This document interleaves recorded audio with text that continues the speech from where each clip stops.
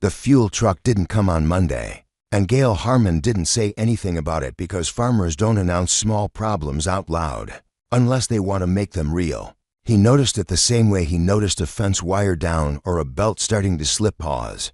Mental note: keep moving. He'd been outside Millard County since 1961, long enough to have seen deliveries come late for reasons that had nothing to do with him. A driver out sick, a tanker stuck on a shoulder, a phone call that didn't get returned. Monday became Tuesday, and Tuesday became a second empty stretch of gravel by the diesel tank behind the barn. By Wednesday morning, Gail climbed into his pickup and drove Route 12 to the Millard County Farm Co-op. Not angry and not panicked, just trying to convert uncertainty into a date. He didn't even rehearse a complaint. He expected Burl Trask to shrug, check a clipboard, and tell him the truck would be there by afternoon. Burl was outside when Gail pulled in, and Burl's face made the answer before his mouth did. "We suspended supply," Burl said. No softening, no apology that pretended the words weren't heavy. Gail stood there a second, letting the sentence settle. "Suspended?" he asked, because sometimes you repeat a word and it turns out you heard it wrong. Burl shook his head once, like he'd already repeated it 10 times that morning. The explanation came out tangled, the way explanations do when nobody wants to admit the world runs on paperwork and credit lines. In 1980, the interest rates were squeezing everything that needed operating credit, and fuel distribution needed operating credit the way farming did.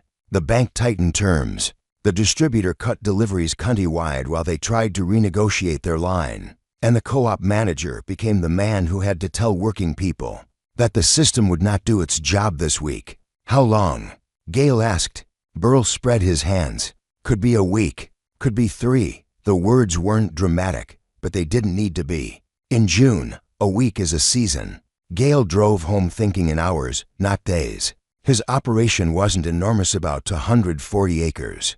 Mixed hay ground with some corn up on the north end, but it was enough acreage to punish you if you missed a weather window. And he had hay down, 80 acres, cut starting the previous Friday because the forecast had looked workable.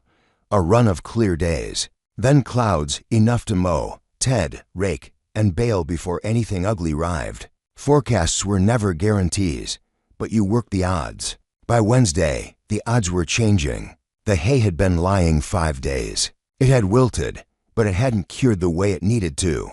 In good air and sun, a few more days and it would be ready. Without airflow, without tedding, it would stay heavy in the swath, wet underneath, waiting to get punished by the first real moisture. Gail pulled into the yard and went straight to the diesel tank behind the barn. The big John Deere 4440 sat in the machine shed like a solution that required the one thing he might not have. The 4440 was the heart of the place now. He'd bought it 3 years earlier, in 1981, when credit still moved and everyone in agriculture was being told some version of get big or get out. The tractor was capable and dependable and hungry. Under load it burned roughly 6 gallons an hour. Gail took the dipstick, did it himself the way he always did, wiped it, dipped again, read the line. Somewhere around 310 gallons left in the 1,000 to 100-gallon tank. Enough to feel safe if deliveries were normal.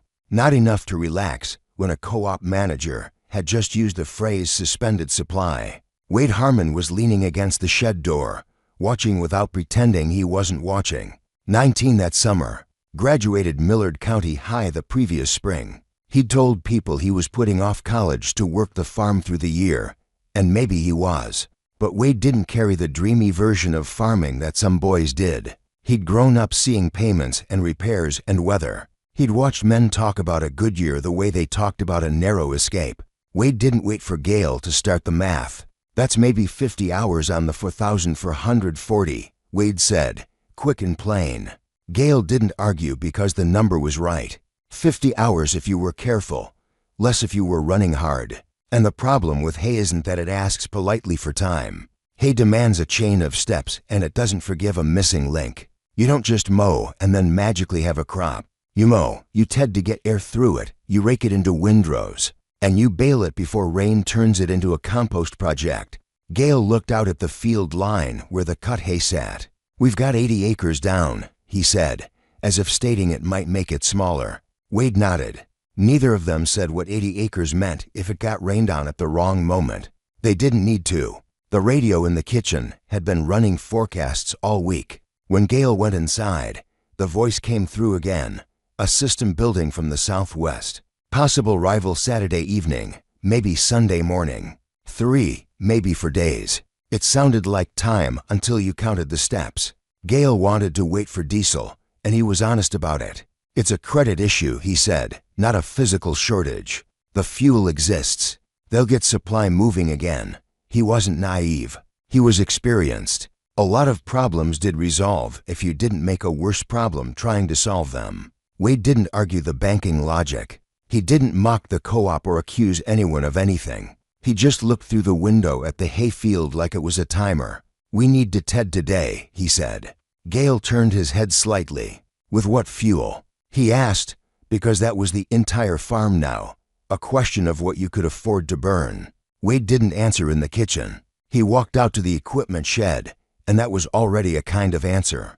He went toward the back where the old hay tedder had been sitting under a tarp for years. The kind of machine you kept because throwing it away felt like tempting fate.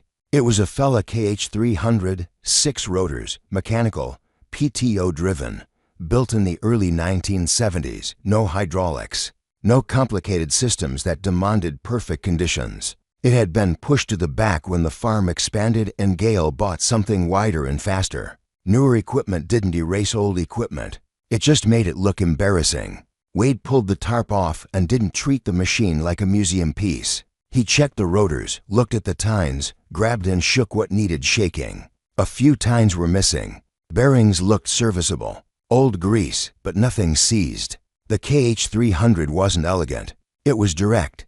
It needed around 45 to 55 PTO horsepower to run effectively, and the 4440 had more than twice that. That was part of the problem. You didn't hook a 130-horse tractor to a small implement and pretend you were saving fuel.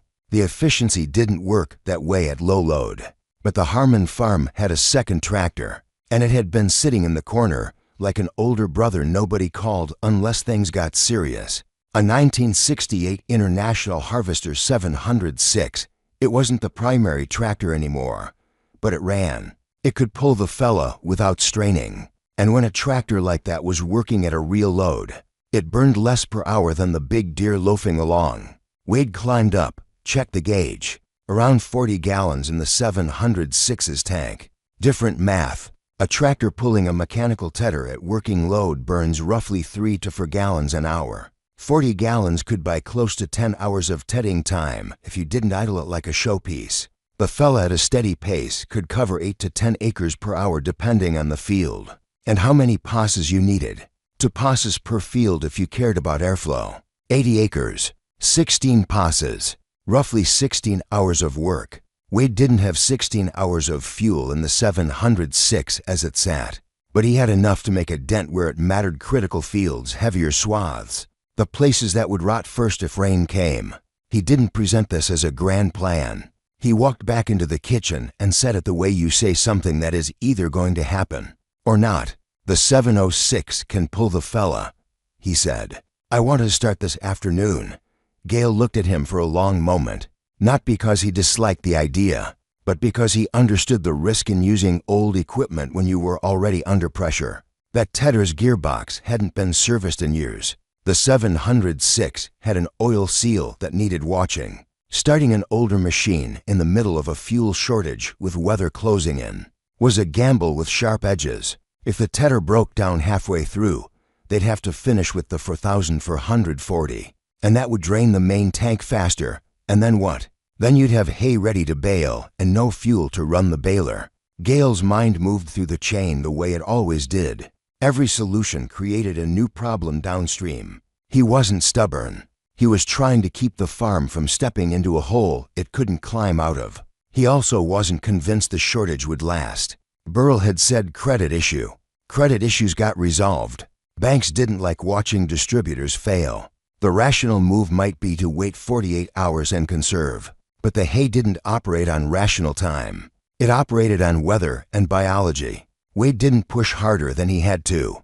That was part of what made him persuasive. He didn't posture. He didn't claim heroism. He didn't say, "Trust me." He just stood there, the same 19-year-old who had grown up watching the margins and knowing that waiting often cost more than working.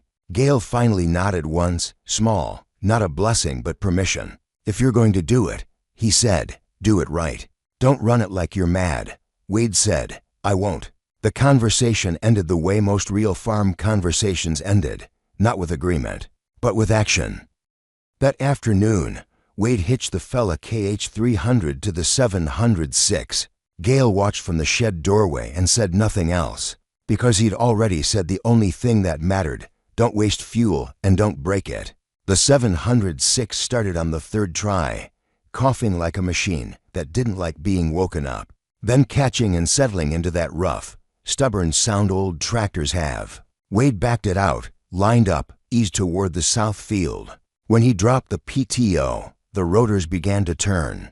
The tedder started throwing hay over itself, not fast, not pretty, but consistent. That was the first moment the story stopped being a theory and became a test. Wade made his first pass and watched the swath lift and loosen. He wasn't thinking about looking smart. He was thinking about moisture trapped underneath. He was thinking about Saturday. He was thinking about the fuel gauge that would move whether he watched it or not. By late afternoon, the work had a rhythm. Down the row, turn, line up, down the row again. The 706 had no cab. Wade didn't romanticize that. It meant sun, dust, noise, and no place to hide when your hands started to stiffen from the wheel. He kept an eye on the tedder the way you keep an eye on a kid near water, not because you expect disaster, but because the moment you stop paying attention is when it happens. Every hour or so he stopped, walked back, checked a rotor, checked a tine, listened for any new sound. He had one small moment of trouble, nothing dramatic yet. Just the early whisper that machines give you when they're deciding whether to cooperate. A tine snagged, a quick metallic complaint. Wade shut down, freed it with a wrench, turned the PTO back on, and felt the slight drop in his stomach that came from realizing how thin the margin was. One real failure and the math collapsed. As the sun slid lower, Wade looked at how much he'd covered and tried not to think in total acres. He thought in segments, this field, then that one. Each field finished was a small victory that didn't deserve a speech. At the end of the day, he drove back to the shed and checked the 706's tank. The needle had moved far enough to make the question real. He didn't announce a number to anyone. He just sat a moment with the engine off, listening to the quiet. And then he walked toward the house where Gale was on the porch, watching the yard the way he always did when something uncertain was happening. Gale didn't ask, "How did it go?"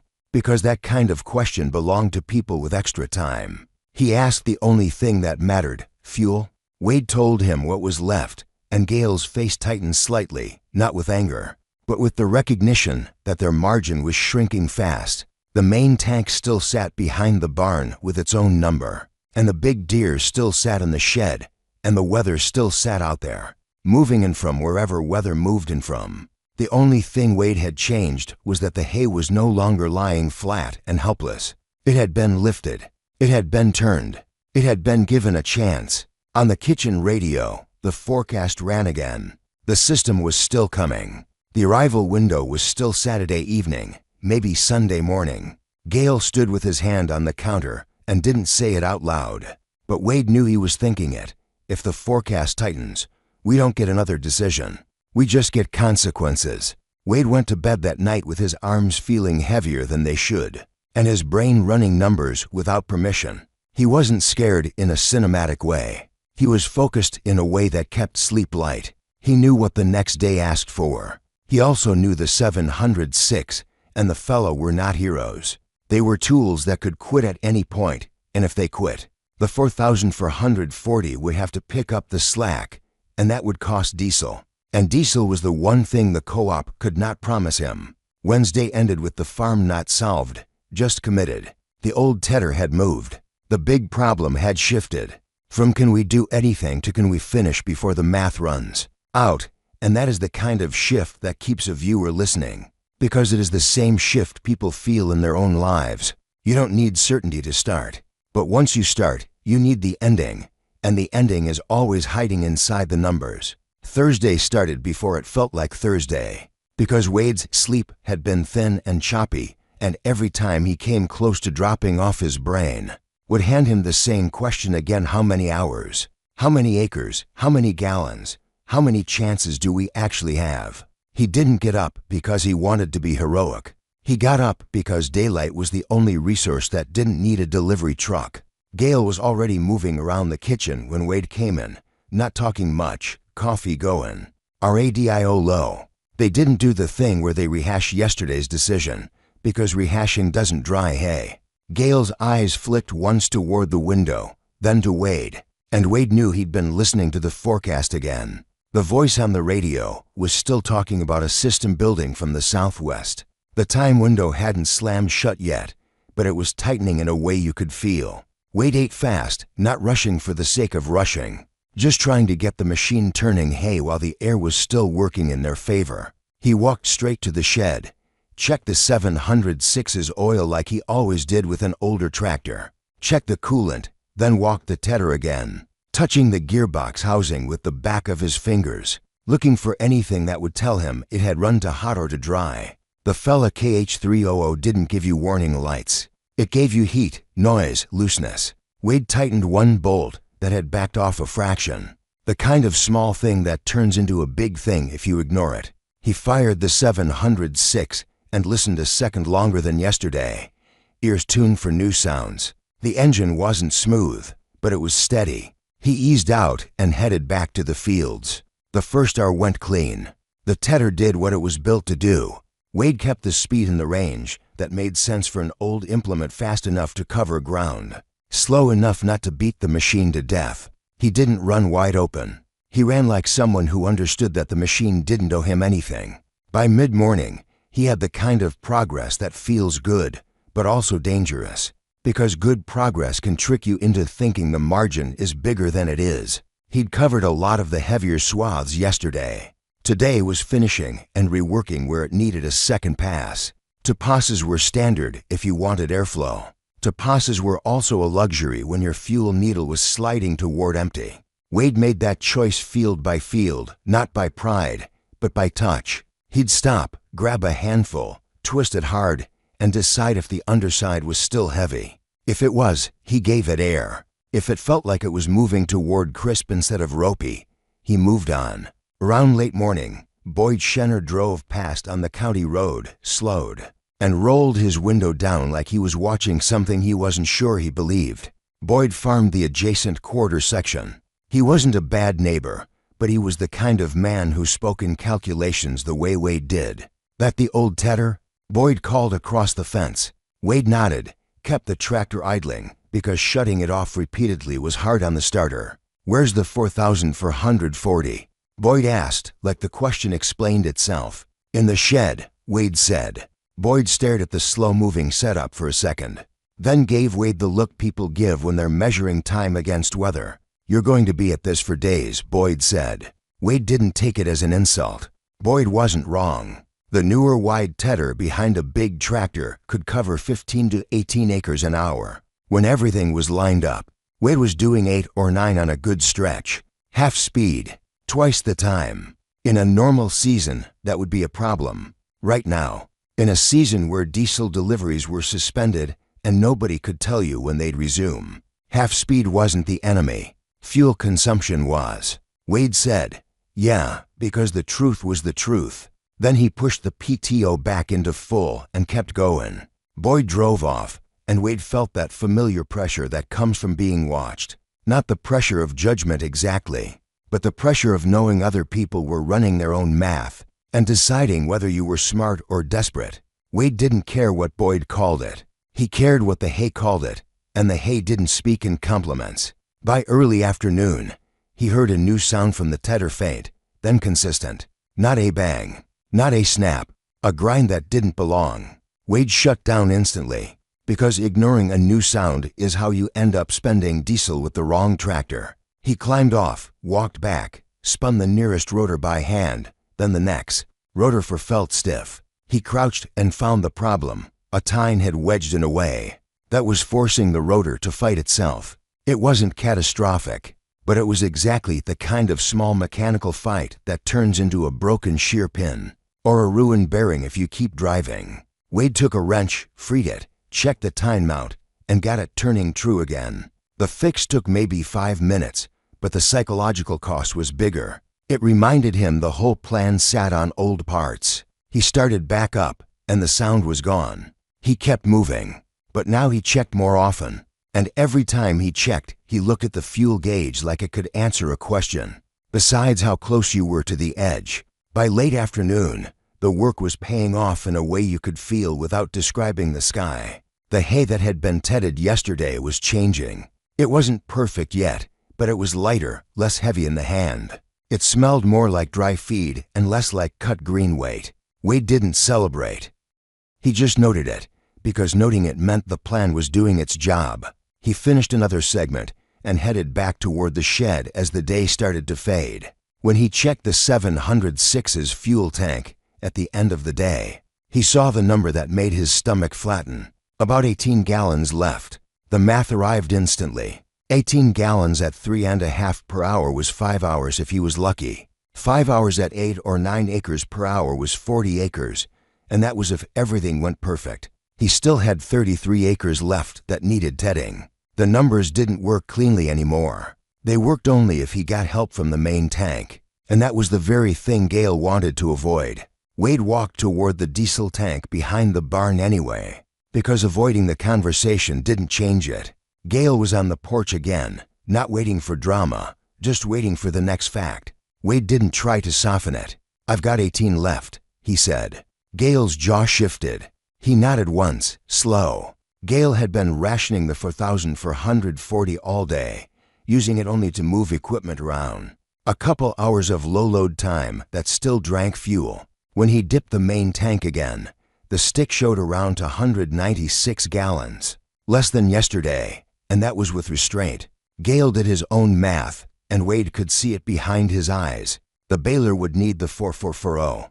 The rake would need the 4,440, at least for speed. The mower conditioner was already done for now, but the rest of the chain still demanded horsepower. If they poured too much of the main tank into the 706, they might save the drying step and lose the revenue step. If they saved the main tank and failed to dry the hay, they'd have nothing to bale. The argument they had wasn't loud, and it wasn't theatrical. It was the kind of argument that makes you feel older afterward. Gale said what he believed. "We have to preserve the 40 for 40's fuel for baling," he said. "That's the money step." Wade said what he believed, equally plain. "If it doesn't dry, it doesn't matter how much baling fuel we have." Neither of them was wrong. That's what made it hard. Gale had been farming long enough to have seen farms die by running out of cash at the wrong moment. Cash came from bales. Wade had been alive long enough to understand that steps before the cash step still mattered. And hay didn't become a bale because you wanted it to. They stood there for a moment, the kind of silence that isn't a pause in conversation, but an inventory of consequences. Wade didn't try to win by talking more. He didn't say, "I told you so." He didn't paint worst-case scenarios. He knew Gale could paint them just fine. He simply pointed back toward the field. 33 acres still sitting heavy, he said. Gale looked out where the hay lay. He looked back at the tank. He looked at Wade. What he authorized next wasn't generosity. It was a compromise carved from scarcity. 20 gallons, Gale said. "That's it." Wade nodded immediately. He didn't ask for 30. He didn't negotiate. He understood what 20 meant, a chance, not comfort. They transferred the fuel the old way, careful, because spilling diesel in a shortage was like spilling time. Wade watched the numbers in his head as the gallons moved. 20 gallons added to whatever was left in the 706 would give him around 10. Maybe 11 hours total if he kept the burn rate where it needed to be. 10 hours could cover enough acres if nothing broke, if he didn't lose time in the wrong places, if the weather didn't shift again. "Don't idle it," Gale said, and Wade said, "I won't," because idling was the quiet thief. That night, the radio forecast changed tone without changing many words. The system was still coming, but now it sounded closer. Not because the meteorologist said the sentence differently, but because Wade heard it differently. A possible rival Saturday evening was one thing. A possible rival Saturday morning was another. And the weather had a way of updating itself at the worst times. Wade didn't sleep well again. He wasn't thinking about hero points. He was thinking about a tractor without a cab, a tedder that hadn't been serviced in years, and a fuel plan built on a co-op manager's shrug. Friday morning came with the kind of light that doesn't promise anything. Wade was in the field by 7, because every hour mattered now. He had 33 acres left to ted. He had 20 gallons plus whatever was already in the tank. The 706 was burning about 3 gallons an hour in field conditions, sometimes a little more when he hit thicker spots and had to keep the PTO loaded. He set a target for himself that didn't sound like a motivational quote. It sounded like a checklist. Keep it moving. No wasted turns. No unnecessary second passes unless the hay demanded it. Stop only to prevent breakage. He drove straight into the heaviest field first, because the heavy stuff was the stuff that would punish him if he tried to get to it later. If you're going to gamble, you gamble on the part that can ruin you. The tedder threw hay up and over, and Wade watched the swath loosen. He didn't think about the weather as a sky. He thought about it as a countdown that didn't care about his effort. By mid-morning, he stopped to check the 706's tank, about 12 gallons showing. He didn't flinch, but he felt the internal tightening. 12 gallons meant maybe for hours if he was unlucky, maybe a little more if he was careful. For hours meant 30 acres if the field cooperated. He had to finish. He didn't have the margin to make the work pretty. He had the margin only to make it done. Boyd Schenner's farm was visible from where Wade worked, and Wade could see Boyd's larger tractor parked at the field edge. Boyd had driven to the next county for diesel the day before and come back with portable tanks, expensive retail fuel, the kind of purchase you made when you decided that time was worth more than money. Boyd's tedder was newer and faster, and Boyd was already through his fields. Wade didn't resent him. He understood the logic. Boyd had bought certainty with cash.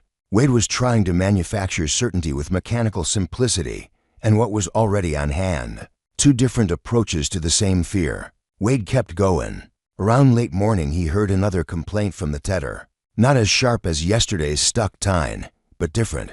A rattle at the guard. Wade shut down, got off, and found a loose bolt on the gearbox shield that had worked itself out. Not a failure, but close enough to make him imagine the bolt dropping into something it shouldn't. He tightened it hard, checked the others, and climbed back on. Each stop was a tax. Each stop burned a sliver of fuel and a chunk of time. Wade knew this, and that knowledge made him work with a kind of controlled impatience, fast in motion, careful in prevention. Noon came and went. He didn't take a long break. He drank water standing next to the tractor, engine off, because he didn't want the 706 heating itself without doing work. By early afternoon, he reached the last stretch. The last 2 acres were the ugliest because they were where fatigue met scarcity. He rushed overlap a little, not because he stopped caring, but because he could feel the fuel line in his head. He knew perfect coverage would cost him minutes he might not have. He hated leaving it less than ideal, but he hated the idea of stopping short more. He made one final pass where the swath looked densest. Then he pulled out and headed back to the shed with the tedder clattering behind him. Still turning, still throwing what it could. When he rolled into the yard, he cut the PTO and killed the engine and sat on the open platform for a moment longer than usual. Hands stiff, neck hot, not in a poetic way, just in the way your body feels when you've been holding yourself tense for hours. He climbed down and checked the fuel tank. For gallons. He'd made it by 4 gallons. The number didn't feel triumphant. It felt like evidence that the margin had been real. Gail came out to meet him. They didn't hug. They didn't give a speech. Gail looked at the gauge, looked at Wade, and nodded once. The same nod he'd used to authorize the plan in the first place. But now it carried a different weight. It said, "You were right to move, and we were right to worry, and we got away with it this time." Wade didn't say, "Told you." He didn't take credit. He just went to wash his hands. Because there was still work, and because the story was not at the point where you get to relax. The hay had been tedded. That was one link secured. But the chain still needed raking and baling. And that chain would pull the 4,440 out of the shed. And once the 4440 was out, The 6 gallons an hour reality would start eating the main tank in a way the 706 never could. The next tension was already forming. Had they saved enough diesel to finish the money step before the weather did what it came to do? Thursday and Friday had proved the old tedder could keep moving. Now they needed the modern machine to do its job without running out of the very thing. The co-op couldn't promise, and that meant the story wasn't over. It had simply shifted from can we dry it to can we get it into the barn. Before the first drop hits, Friday evening did not feel like relief, even though the tedder was unhitched and the 706 was cooling in the shed, with 4 gallons left in its tank. Because drying hay is only a victory if you can move it before the weather closes the door. And by the time Wade washed up and stepped back outside, the wind had shifted just enough to make the air feel different. Not dramatic, just heavier in a way that told you the forecast was not a rumor anymore. Gale didn't waste time congratulating anyone. He had already pulled the rake into position, already thinking in terms of the next chain of steps. The hay Wade had turned on Thursday was ready to be raked. Maybe not perfect, but close enough that waiting for perfect would cost more than it gained. The 4,440 came out of the shed at dusk for the first real work, since diesel deliveries had been suspended, and the sound of it carried a different meaning now. 6 gallons an hour was no longer an abstract number. It was subtraction. Gale eased into the first field with the rake, not pushing the tractor harder than necessary, because speed was tempting and temptation burned fuel. Wade walked the first windrow by hand, breaking a section open to check moisture underneath. It felt right dry enough to bale if they moved soon.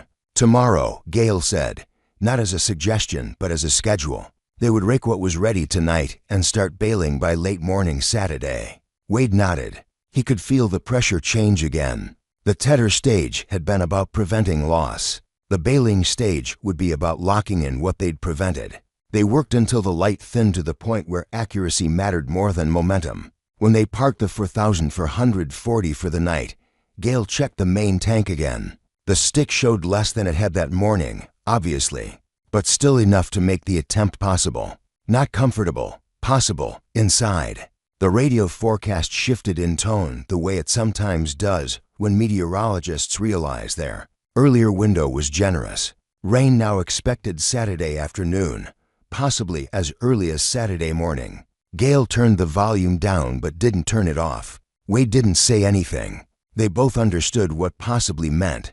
It meant the margin they'd been working inside was getting thinner. Wade went to bed with the number 63 in his head, not because that was how many acres they had baled. They hadn't baled any yet, but because that was roughly how many acres he believed they could realistically get into the barn if everything went right and they didn't waste a minute. It wasn't a hopeful number. It was a survival number. Saturday morning arrived with wind, not rain, but wind from the southwest that pushed against your shirt and made you aware of direction. Gale didn't wait for the sun to get high. He and Wade were in the field early, finishing the raking on the sections Wade had tedded first. The windrows came up clean, long, and light enough that the baler would feed smoothly if they kept pace. The 4,440 pulled the rake without complaint, but every hour the engine ran, Wade could see 6 gallons disappearing in his mind. He did the math again without speaking it. If they had roughly 278 gallons after rationing earlier in the week, and if they burned around 6 gallons per hour baling under load, that gave them maybe 45 hours total at best, less when you included raking and maneuvering. They didn't need 45 hours. They needed maybe 12 to 15 if the baler behaved. That was the gamble. The chain only worked if no link broke. By late morning, they switched implements. The baler went on, heavy and necessary. Gale climbed into the 4,440, and Wade took position on the ground at first, watching the first few bales come out, checking density, checking twine tension, making sure they weren't baling to wet. A bale that molds in the barn is a delayed failure. The first bale dropped solid. Wade walked to it, kicked it once out of habit, then cut it open slightly to check the interior. Dry enough. Not perfect, but dry enough. He looked at Gale and nodded. That was the only signal needed. Gale pushed forward. The baler's rhythm settled into a steady intake and thump. Each completed bale felt like a small clock tick in their favor. Wade climbed onto the flatbed wagon and began stacking, his movements economical, no wasted motion. He wasn't thinking about comfort. He was thinking about throughput. The wind stayed steady, which helped the remaining windrows shed the last surface moisture. But the sky to the southwest was flattening in a way that made you glance at it, even if you'd promised yourself not to look. By early afternoon, they had a flow. Bale, stack, haul to the barn, unload, repeat. The 4,440 burned diesel at its steady rate, and Wade could feel the invisible tank draining with every pass. He didn't ask Gale for updates. Gale didn't offer them. They both knew the numbers. Around 2 in the afternoon, Wade noticed the first real sign that time might not be on their side. The light shifted, not darker, exactly, but diffused. The kind of light that tells you something is building out there beyond your fields. He counted bales instead of minutes. 30 acres done, then 40, then 50. Each field completed tightened the calculation in their favor. Wade's shirt was soaked through, not because the day was hotter than any other June day, but because working against a closing window does that to you. The baler never hiccuped, and Wade silently thanked every maintenance our Gale had ever put into it. Around 3:30, they crossed into what Wade had privately marked as the critical threshold. If they could clear 60 acres before the first drop, the loss would be manageable even if the remaining acres got wet. That thought wasn't optimism. It was triage. Gale didn't say it out loud, but when they passed 60 acres, he allowed himself to run the tractor slightly more aggressively on the straightaways, shaving minutes where he could without risking the baler choking. The fuel needle in the 4,440 was lower than Gale liked, but still above the line that meant immediate panic. They had rationed well enough that the baling step was happening, and that in itself felt like proof that the earlier decision with the 706 had been correct. At 4:30, Wade heard something that wasn't mechanical and wasn't wind. It was the first faint tapping against the roof of the machine shed as a stray drop hit metal, somewhere in the yard. He froze for half a second, then looked at his watch. 4:47 p.m. was when the sky finally committed. The first real drops hit in a scattered pattern, not a wall, but enough to make every second count. Gale didn't stop. He finished the windrow he was on, because stopping mid-row would waste more than it saved. Wade stacked the last bale from that pass and jumped down. "That's 63, he said, not loudly, just as a fact. 63 acres baled and stacked or ready to haul. 17 acres still in windrow. The rain increased from scattered to steady in less than 2 minutes. Gale pulled the 4,440 toward the shed with the baler still attached, not because he was surrendering, but because wet hay in the baler would ruin more than a crop. Wade ran for the heavy canvas tarps stored in the barn. The remaining windrows couldn't be baled now, but they could be covered enough to reduce damage. He and Gale worked without speaking, dragging tarps across rows, weighting edges with whatever they could find heavy enough to keep wind from lifting them. The rain strengthened, not a violent storm, but a persistent one, the kind that soaks instead of splashes. By the time they had covered what they could, the yard was wet and the fields were darkening. They pulled the baler fully inside and shut the shed doors. Gale cut the engine on the 4440, and for the first time in days the farm was quiet, except for rain on metal. Neither of them said, "We made it," because they hadn't made it fully. They had made it partially, and partial success is still success when the alternative is loss. Sunday morning the rain was lighter but steady. The gauge would show an inch or two by the time it stopped. Wade walked out to the covered windrows in the afternoon when the worst of it had passed. He pulled back a tarp corner and checked underneath. The top layer had taken some moisture at the edges, but the core was not ruined. It would need reworking, but it was salvageable. That was enough. Across the county, the story was different. The Kruger operation had waited for diesel supply to return and had not tedded in time. Their hay had lain flat, heavy underneath, and the rain had done what rain does to hay that never got air.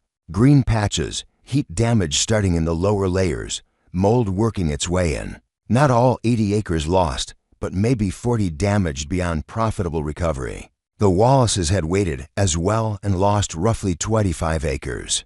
The Pattersons, who had driven 30 miles to buy retail diesel at premium prices, had finished most of their fields before Friday night.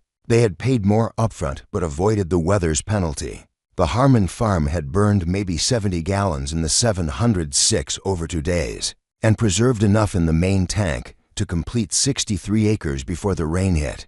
They had not beaten the weather completely. They had outrun enough of it. When diesel deliveries resumed the following Thursday at reduced allocation 60% of standard order per week until the distributor's credit situation resolved. The big tractors across Millard County roared back to life, but by then the hay that needed saving had already faced its test. Gale dipped his tank again that week and started tracking consumption more carefully than he ever had before. He did not declare a new philosophy. He did not give way to speech about lessons learned. He simply serviced the 706 properly, greased the Fella KH300, and made space for an additional 300 gallons of storage before fall. Because what the week had proven wasn't that old machines were better than new ones, or that bold decisions always win. It had proven that when the system fails to deliver, the machine that can run on what you have left becomes the most valuable one in the shed. And the hay in the barn, 63 acres of it, wasn't a story about ambition. It was a story about avoiding loss by acting before the margin disappeared. The rain that started at 4:47 p.m. on Saturday did not come down in anger, and that almost made it worse, because a violent storm feels like an event you survive, while steady rain feels like something that settles in and begins undoing things quietly. And as Gale stood inside the machine shed with the 4,440 ticking as it cooled, he knew that what they had managed to bale was safe now only because it was under a roof, stacked tight, and what remained in the field would depend on how well 2 men had dragged canvas across it. In the final minutes before the sky committed, Wade did not stand and watch the rain for long, because watching does not change outcomes. And by early Sunday afternoon, when the rain tapered to a mist, he was already back in the field, pulling tarps one edge at a time to see what had happened underneath. The 17 acres they had not been able to bale were not pristine, but they were not ruined either. Moisture had crept in along the edges where wind had lifted corners and where ground contact had allowed dampness to climb upward. Yet the center of the windrows still held structure, still held shape, still felt like something that could be turned again and dried when the air returned. Wade did not smile at that discovery. He simply absorbed it, because partial success is a practical thing and not an emotional one. And when he walked back toward the yard, Gale met him halfway without asking the question directly. "It's workable," Wade said, and that was enough. The difference between workable and ruined in 1984 was not poetic. It was financial, and everyone in Millard County knew what thin margins felt like that year. The farm crisis was not an article in a newspaper to them. It was renewal notes in the fall and operating loans that came with tighter terms than the previous season. Gale had signed enough of those papers to know that losing 40 acres of hay at depressed prices would not bankrupt them outright, but would create a conversation he did not want to have with a banker whose patience was thinning along with everyone else's. Sunday evening, the fields lay quiet under a sky that had emptied itself enough to move on, and the real work of assessing damage began. Wade and Gale walked the unbaled acres slowly, not to admire but to measure. They pulled apart sections, felt for heat, smelled for the first hint of mold. Nothing yet. That was good. Heat damage announces itself with a sourness that you can detect before you see it, and they did not smell it. The decision now was not dramatic.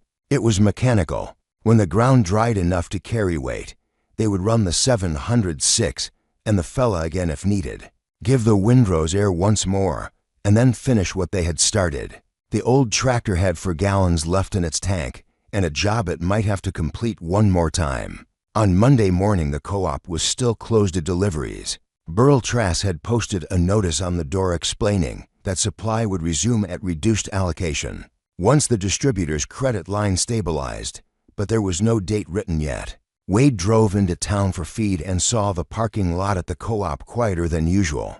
Men standing in small groups, talking not loudly, but with the tone of people recalculating plans. The Kruger place had already begun to disc under part of their damaged hay. Patches had heated beyond recovery, and there was no point pretending otherwise. Boyd Schenner, who had spent cash on retail diesel in the neighboring county, was stacking the last of his bales with a look that mixed relief and irritation, because paying premium prices to keep moving feels justified only if the alternative loses more. Wade did not judge any of them. Each farm had run its own numbers and chosen a strategy inside its own constraints. The Harmon farm had chosen to move with what was available, and that choice had bought them 63 acres under roof before the rain hit. That number was not large by modern standards, and it did not make them stand out in the county. But it represented something more important than scale. It represented control exercised. Before the margin disappeared, by Tuesday the ground had firmed enough to carry equipment again. Gale and Wade did not wait for perfect dryness. Perfect was a luxury for seasons with abundant fuel and stable forecasts. They hitched the Fella KH300 to the 706 once more, and Wade checked every bolt as if the machine were about to be tested by a skeptical audience.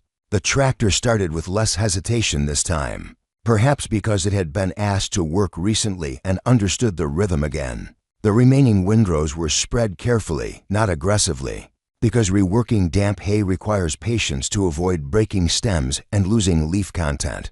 Wade moved steadily across the 17 acres, conscious that this was cleanup rather than rescue. The tedder did its job again, and when he finished, the hay lay lighter, separated enough that the returning sun and wind could finish what the weekend had interrupted. By Wednesday, the hay felt ready.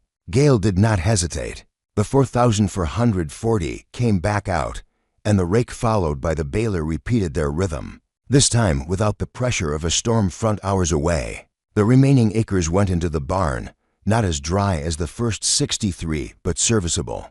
And serviceable was what the year required. When the final bale was stacked, Gale shut off the engine and stood a moment longer than usual, not in celebration, but in acknowledgement that a sequence of decisions had led to this specific stack of feed inside this specific barn in this specific June of 1984. Diesel deliveries resumed on Thursday, 11 days after the first missed truck, and the co-op posted the new terms, 60% of standard order per week until further notice. Farmers lined up early, not arguing, just absorbing the reality that even when supply returned it did so in partial measure.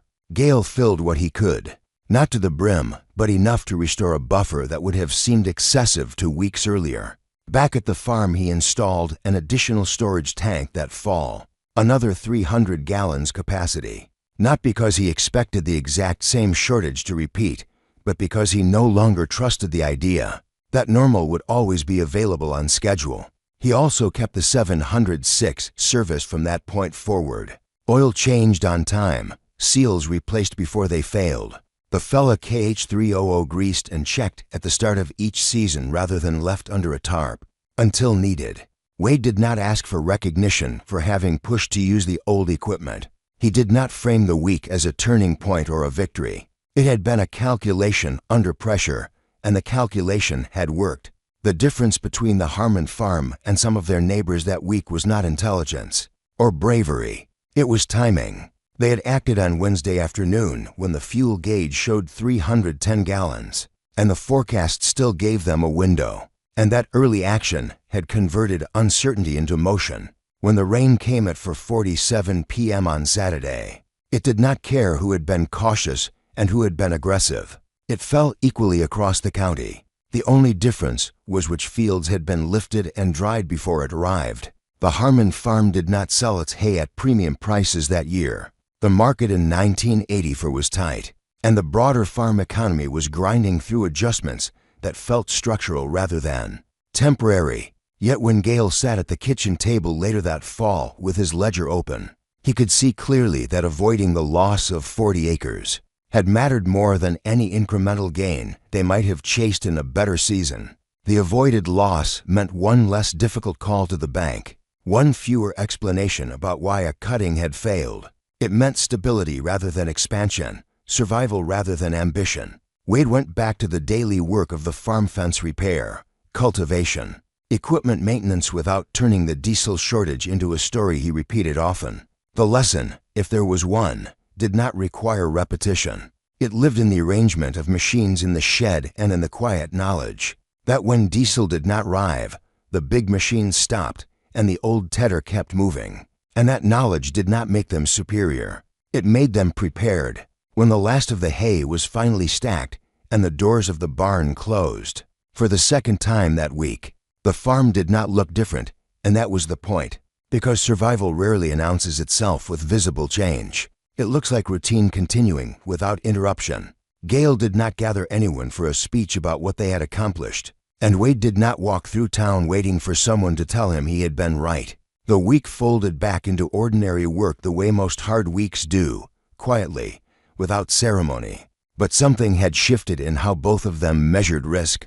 Before the diesel truck failed to arrive that Monday, fuel had been a background assumption. Something you checked but did not doubt. After 11 days without delivery, with the co-op posting a 60% allocation notice and the memory of 310 gallons, turning into a countdown still fresh, fuel became a variable that demanded respect. Gale began tracking consumption against acreage with more precision than he ever had before. He wrote numbers down instead of trusting memory. He calculated burn rates not just per hour but per task mowing, raking, baling, and compared them to storage on hand. It was not paranoia. It was adjustment. The week had proven that systems built on steady supply can fail without warning, and when they do, the only thing that matters is what you can operate on what you already have. The 4440 returned to its place as the primary machine for the remainder of the season, and it did its job well. It pulled, it lifted, it handled tasks the 706 could not. There was no bitterness toward it, no rejection of modern equipment. The lesson had not been that big machines were bad. The lesson had been that big machines are powerful when the chain feeding them holds. Wade understood that in a way that did not require explanation. He did not romanticize the 706 or the Fella KH300 either. The old tractor had no cab, no comfort, no forgiveness for fatigue. The tedder had required constant attention and had threatened failure more than once. They were not heroes. They were tools that happened to match the moment. What stayed with Wade was not the image of rain hitting the shed at 4:47 p.m., though he would always remember the exact time. What stayed with him was the decision made on Wednesday afternoon, before the situation had become desperate. Acting early had created margin. Waiting would have erased it. That pattern extended beyond hay and diesel. In a year when interest rates squeezed distributors and farmers alike, when credit lines tightened and renewal notes came with harder terms, the difference between staying afloat and sliding under often came down to how quickly you adjusted. When the first sign appeared, the fuel truck not arriving on Monday had been the first sign. Many farms had interpreted it as an inconvenience that would correct itself. The Harmon farm had treated it as a signal to reevaluate assumptions immediately. That was the quiet edge. It was not dramatic, and it did not look like genius. It looked like math applied early. As summer moved forward and the crisis in fuel supply stabilized, conversations in Millard County shifted from immediate shortage to broader unease. About the farm economy, prices were not generous. Operating costs were not light. There was talk of consolidation, of farms expanding to survive or folding when margins evaporated. Gale listened more than he spoke. He had seen cycles before, though not exactly like this one. He knew that chasing scale without reserves could be as dangerous as standing still. The additional 300 gallons of storage he installed that fall did not turn the Harmon farm into a fortress, but it created breathing room. 2 weeks of lighter operation could now be covered without depending on a delivery schedule. The 706 received attention it had not received in years: new seals, fresh oil, adjusted linkages. The Fella KH300 was no longer left buried under a tarp as a relic. It was cleaned, greased, and stored where it could be reached quickly. None of this was done with fanfare. It was done because experience had recalibrated what prepared meant. Wade returned to the routine tasks that fill a farm calendar: repairing fence lines stretched by weather, maintaining irrigation where needed, walking fields that would not be cut again until the next cycle. But the week of suspended diesel had altered his internal scale for decision-making. He had felt the weight of 18 gallons left in the tank and understood that numbers do not care about optimism. He had watched the forecast window shrink and realized that weather does not negotiate. He had seen neighbors choose different strategies, some waiting for supply, some paying premium prices to keep machines running, and he had understood that each choice carries its own risk profile. There was no moral superiority in their outcome. There was only the reality that acting with what was available had preserved 63 acres.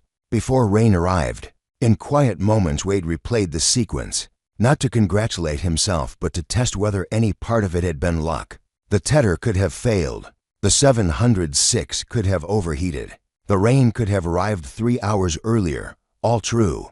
But the underlying decision to begin tedding immediately, rather than conserving fuel in hope of a delivery, had shifted probability in their favor. It had converted uncertainty into motion. That conversion was the core of the week's lesson. When supply is stable, efficiency favors scale and speed. When supply falters, resilience favors simplicity and restraint.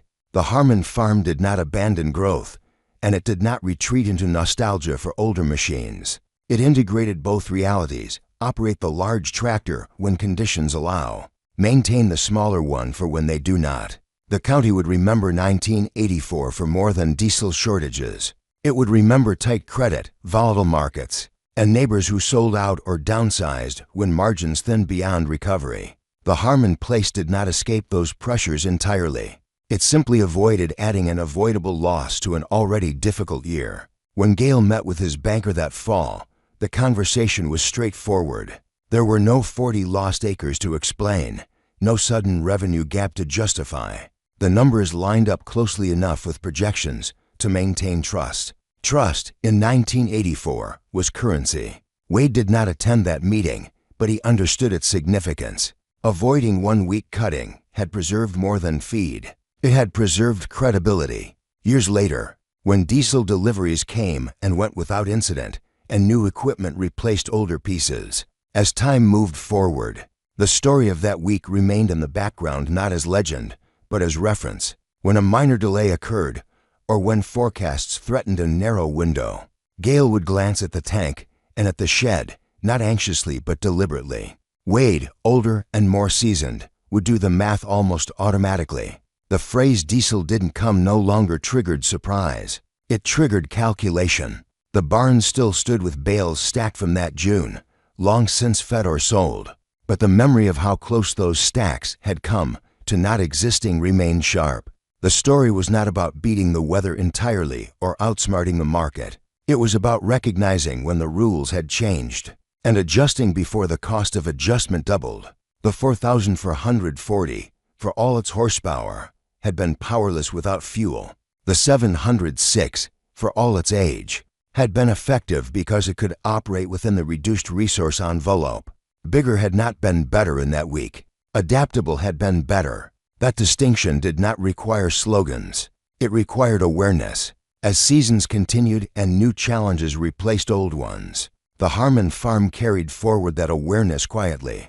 In a crisis, survival outranks expansion. In uncertainty, action with available tools outranks waiting for ideal conditions. Those principles were not carved into wood or printed on signs. They were embedded in routine. And so the farm moved on, as farms do, from one season to the next, with machinery maintained, tanks monitored, and decisions made not on hope alone, but on the clear reading of gauges and skies. The rain that fell at 4:47 p.m. on that Saturday in June did not remember them, and the diesel distributor did not apologize beyond a posted notice. Yet within the boundaries of 240 acres outside Millard County, the outcome of that week confirms something simple and durable. When the delivery fails and the forecast tightens, the machine that can keep moving on what remains is the one that carries you through.